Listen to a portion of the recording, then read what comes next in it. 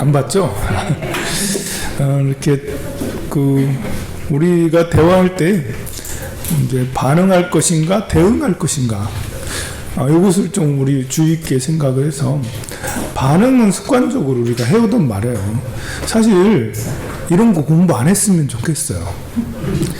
우리가 이제 우리 부모님 세대나 그 앞전 세대나 이런 분들께서 사랑스럽고 자비스럽고 지혜로운 말들을 쓰고 그렇게 해왔으면 우리가 이런 걸 일상생활 속에 대응하는 말을 쓸 텐데 그렇지 않았어요. 우리 일제시대도 겪고 조선시대 그 배고프고 힘든 그런 시대하고 또 이제 정말 보릿고개 가난한 그런 시대를 겪다 보니까요.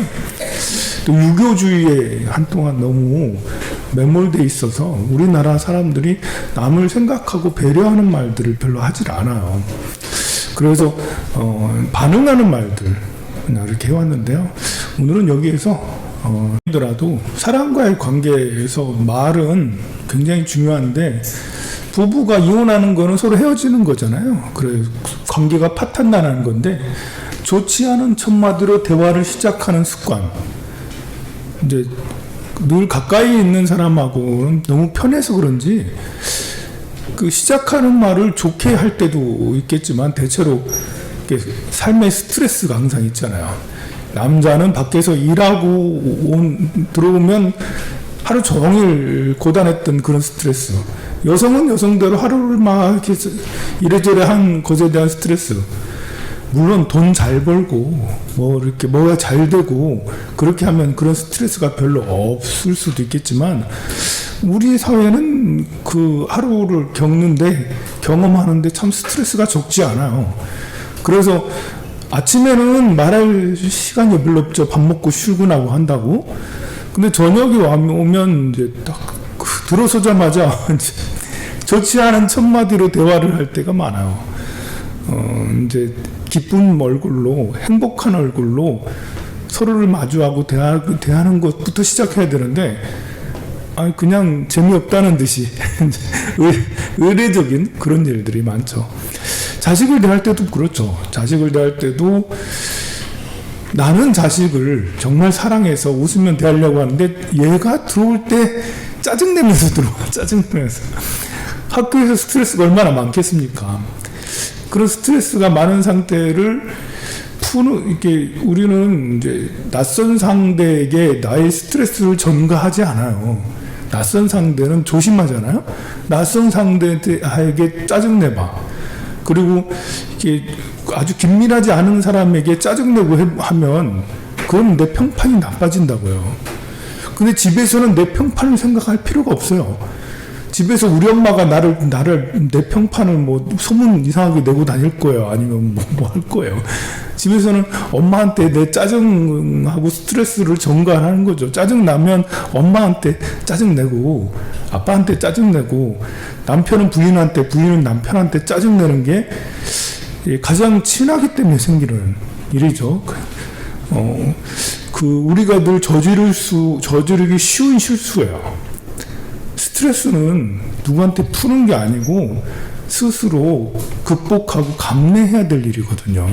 내가 화가 나고 짜증나고 힘들고 어렵고 막 답답하고 이런 것들을 누가 들어줬으면 좋겠고, 내가 이걸 받아줬으면 좋겠고, 나의 스트레스 누가 받아줬으면 좋겠다라는 것은 바람이지만, 계속 지속적으로 받아주는 걸 기대해서는 사실 안 되는 거죠. 누가 그걸 계속 지속적으로 받아들이고 이렇게 하겠어요. 어쩌다 한번 짜증나고 힘들고 이럴 때 이렇게 받아주는 그런 사람이 있을 수는 있어도 지속적인 거는 없거든요. 그래서 그런 스트레스나 괴로움, 슬픔 이런 것들은 스스로 감내하고 극복하는 게 사실은 제일 좋아요. 그래서 이제 명상하고 수행하고 하는 것이 꼭 필요하죠. 그리고 상대방을 비난하거나 모욕하고 자기 변호를 일삼는 거. 우리 이렇게 안 하는 사람들도 있지만, 이렇게 말하는 사람하고 같이 있으면 너무 힘들어. 가족 중에 누가 이런 말을 하고 그러면 힘들어요. 여러분들이 추석 때 이제 가족 공동체 좀 범위가 더 넓어지죠. 우리 4인 가족 말고 또 친척들과 같이 만나면 이런 사람 꼭 얘기가 이렇게 하는 사람 꼭 있어. 짜증나잖아요. 또 자주 배우자에게 불평하거나 핑계를 대는 거. 이게 자기 변호를 일삼거나 핑계를 대는 것은 사실 좋지가 않아요. 기분 나쁘죠. 그리고 과거를 회상할 때 나쁜 기억만 떠오르는 거. 이게 이제 우리가 이렇게 하지 말아야 될 것 중에 자꾸 나쁜 기억이, 아니 서로 기분 좋자고 바닷가에 가가지고 우리 행복하자, 맛있는 거 먹자, 회 먹자, 뭐 먹자 이랬는데 바닷가에 가지고 바람 폈잖아 이러면서 이제 바닷가에 가지고 뭐 했잖아 이러면서 바다를 보면 생각나는 게 나쁜 기억이야. 산을 보면 생각나는 게 나쁜 기억이고, 드라마 보다가도 서로 밥 잘 먹고 저녁에 밥 먹고 있는데 드라마 보다가 버럭하려고 그래. 저랬잖아 이러면서 한다는 것은 이미 벌어진 상황을 받아들이고 그리고 상황을 해결하는 데 초점을 맞춘다라는 거야. 이미 벌어진 상황을 그대로 있는 그대로 받아들이는 거죠. 그리고 이 상황을 해결하기 위해서 노력하는 거야. 근데 반응을 하게 되면 해결한다라는 것도 없고 그냥 기분 나쁘니까 그 나쁜 이야기를 하는 거야. 또 우리가 이제 이런 마음도 있어요. 내가 화를 내야지 상대방이 들을 것 같아. 나는 무시받지 않을 것 같아. 내 의사표현 하는 건 중요한 거죠. 내가 사람은 누구나 존중받아야 될 권리가 있어요. 또 존중해야 될 의무도 가지고 같이 있죠. 그래서 여러분들이 누구에게나 존중받는 건 당연한 거예요. 만약에 존중하지 않는 사람이 있다면 존중해야 된다는 요구를 해야 된다고 나는 생각을 해요. 특히 부부관계에서 마찬가지로 그래요. 남녀가 평등한 건데 남자는 대체로 더 우월하다고 여기고 여자는 돈 벌어다 준 남편 때문에 별 제대로 힘을 못 쓰고 있어요. 사실 그런 관계는 상하 관계로서 그래 되면 서로 행복할 수가 없어요. 위아래가 있으면 그러면 이게 위에 있는 사람도 점점 나약해지고 힘들어지고 나빠지고 또 아래라고 여기는 사람도 자존감이 팍 떨어지고 위라고 여기는 사람은 오만해서 무능해지고 아래라고 여기는 사람은 그 자존감이 푹 떨어져서 무능해지고 둘 다 무능해지게 되거든요. 그런데 이제 이렇게 우리가 이제 이렇게 평등해서 서로가 상대를 존중해야 될 의무와 권리가 있는데 상대가 나를 존중하지 않으면 나는 존중받고 싶다고 사람은 평등하고 존중해야 되는 거라고 반드시 이야기를 해야 된다고 생각합니다. 부모하고 자식과의 관계도 마찬가지예요. 여러분들이 자식을 존중해야죠. 자식한테 그렇게 얘기하는 것도 중요하다고 생각해요. 네가 만약에 엄마가 아빠가 대할 때 존중받지 않은 느낌이 든다면 언제든지 얘기해줘. 나는 너를 정말 존중하고 싶거든.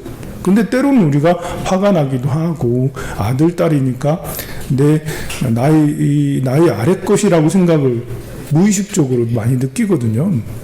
그래서 알게 모르게 아들 딸들은 부모님이 윗사람이라고 생각을 하고 부모님이 뭐라고 하면 이제 자기를 무시하거나 아니면 좀 비하하는 말을 해도 여러분들이 자식을 비하하는 말 종종 하거든요. 근데 자식은 그냥 견디거든요. 기분 나빠도. 그래서 우리가 이제 상대방을 고치고 싶다라는 이런 생각에 버르장머리 좀 고쳐야겠다. 이런 생각에 자기 감정 표현을 막 하고 그러는데요. 오히려 그렇게 해서 고쳐지는 일은 잘 없고요. 여기서 말하는 대로 대응하는 화법을 쓰면 더 잘 고쳐질 수가 있겠죠. 급한 마음에 내가 무시받기 싫어서 화를 내는 거. 근데 오히려 그것은 스스로도 안 좋고 관계에서도 안 좋다고 할 수 있습니다. 대응은 상황을 있는 그대로 받아들이고 그리고 그 상황을 적극적으로 해결하려고 하는 것이 대응한다라고 할 수가 있어요. 대응은 뭐 이렇게 일상생활 속에서 모든 것에 사실 해당이 돼요. 나의 재산에 반응하기보다는 대응한다. 누가 나보고 저거 10배 올라갈 거니까 저기다 투자해. 일을 할 때도 그 친구는 전문가니까 그 친구 전문가 말을 듣고 하면 무조건 잘 될 거야. 이러면 반응이지. 대응이라는 것은 내가 충분히 알아보고 어떤 경험을 통해서 적절하게 투자하는 것도 역시 대응하는 거라 할 수가 있겠죠. 그리고 뭐 다른 뭐 건강에 대해서도 반응한다는 것은 맛있는 것만 맨날 먹고 찾아다니는 거. 맨날 달달한 것만 먹고 입에 좋은 것만 먹고 몸에 좋은 건 별로 안 먹고 이러면 반응하는 거고, 이것저것 공부하고 해서 탄수화물, 지방, 단백질 이런 것도 칼로리도 공부하고 또 물은 어떻게 먹는 게 좋은 건지, 또 채소하고 육식하고의 비율은 어떻게 해서 먹는 게 더 좋은 건지, 또 뭐 이렇게 우리 인스턴트 식품이 얼마나 나쁜지는 다 알잖아요. 나쁜지 다 알면서도 계속 먹는 거는 이 나쁘다는 것에 대한 충분한 인지를 하지 않았기 때문에 그래요. 인스턴트 음식에 대해서 다시 알지만 다시 또 공부하는 거예요. 설탕을 먹으면 왜 안 되는지 뭘 알지만 다시 또 공부하는 거죠. 잊고 있었던 것들 때문에 흔히 저지르는 실수들이 너무 달달하게 먹는 거, 너무 배불리 먹는 거, 인스턴트 음식을 너무 많이 먹는 거, 튀김 안 좋은 거 다 잘 알잖아. 그렇지만 우리 대한민국 사람들은 치킨을 그렇게 엄청 좋아해. 치킨이 얼마나 그 프라이드가 얼마나 나쁜지도 여러분들 다 알면서도 아이들한테 스스럼 없이 치킨 사주고, 초등학생들한테도 사주고, 대학생들한테도 사주고, 우리 저녁에 밥 먹지 말고 치킨 먹을까? 치킨 먹고 계속 그러고 있어요. 왜냐하면 프라이드 튀김이라는 게 안 좋아하는지 알지만 이제 감이 떨어진 거죠. 감이 떨어져서 경계심이 무너졌어요. 다들 먹고 그러니까. 그것 때문에 병원 간다는 사람 별로 못 봤으니까. 사실 그것 때문에 다 병원 가는데, 사람들이 의사 선생님이 그 치킨 많이 먹어서 병도 이런 말 안 하니까 그것 다른 이유로 아픈 거지 그걸로 아프다고 생각하지 않기 때문에 그런 거죠. 그래, 대응한다라는 것은 그렇게 내가 뭔가를 배워서 내가 생각하기에는 이렇게 상대의 이렇게 감정을 이해하고 감정을 이렇게 알아주는 그런 말들을 하는 것이 참 좋은데요. 그런데 우리나라 사람들은 또 시원시원한 것을 또 좋아하기도 해요. 여기서 말하는 이렇게 가르치는 대로 하다가는 왜 잔머리 굴려? 솔직히 좀 얘기해. 솔직히 잔머리 굴리지 말고 이렇게 자칫하다가 될 수도 있죠. 하지만 이제 그 나의 생각들 바로바로 말한다고 시원시원스럽게 하는 것 같지만 결국은 이제 이렇게 모두가 힘들어지는 상황이 되기가 쉽습니다. 우리가 이제 이 말을 듣고 감정을 생각하는 말을 더 하려고 노력한 처음에는 이제 초짜니까 왜 자꾸 말을 돌려? 이제 제대로 좀 말 좀 해. 돌리지 말고. 그런 말을 듣는다 하더라도 초짜가 제대로 하겠습니까? 이렇게 자꾸 여러 번 하다 보면 그럼 이제 상대방의 마음을 이해해주고 알아주고 쓰다듬어주고 할 수 있는 그런 것이 될 수가 있죠. 대화의 목적과 관계의 끝을 생각한다고 이제 도파민 수치가 높아지면 그러면 잠시 15초 가만히 있다가 이제 얘기를 하라고 그렇게 어떤 교수가 얘기를 하는데 일리 있는 것 같아요. 우리가 화가 날 때, 욕심 날 때, 또 뭔가 중요한 결정을 내릴 때, 그럴 때는 잠시 관세음보살 10번 하기 관세음보살 10번 그리고 나서 말하기, 그런 것이 참 좋은 것 같습니다.